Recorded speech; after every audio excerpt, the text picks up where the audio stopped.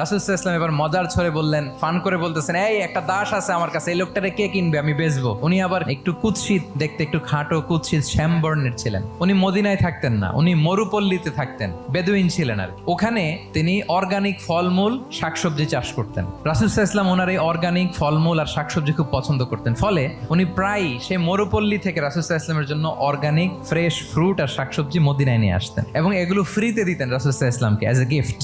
আর কিছু শাকসবজি ফলমূল তিনি মদিনার বাজারে বিক্রি করতেন। তো একবার তিনি এসে রাসূল সাল্লাল্লাহু আলাইহি ওয়াসাল্লামকে অর্গানিক এই ফ্রুটগুলো দিয়ে বাকিগুলো মদিনার বাজারে বিক্রি করতেছেন। রাসূলুল্লাহ সাল্লাল্লাহু আলাইহি ওয়াসাল্লাম বাজার ভ্রমণে গেলেন, যে দেখে ওই তো জাহের, তো ওনাকে দেখেই রাসূল সাল্লাল্লাহু আলাইহি ওয়াসাল্লাম পিছন থেকে এরকম ঝাপটে ধরলেন। উনি তো আর দেখতে পারতেছেন না কে ধরলো, উনি বলে মান হাদা আরসিলনি, এই ছাড়ো ছাড়ো। যখন পিছনে ফিরে দেখে আল্লাহ রাসূল সাল্লাল্লাহু আলাইহি ওয়াসাল্লাম এখন আর ছাড়াছাড়ি করে না, এখন ওনার পিঠটা রাসূল সাল্লাল্লাহু আলাইহি ওয়াসাল্লামের বুক মোবারকের দিকে আরো লাগাই দিচ্ছে। এইভাবে ফান করে বলতেছেন, এই একটা দাস আছে আমার কাছে, এই লোকটারে কে কিনবে, আমি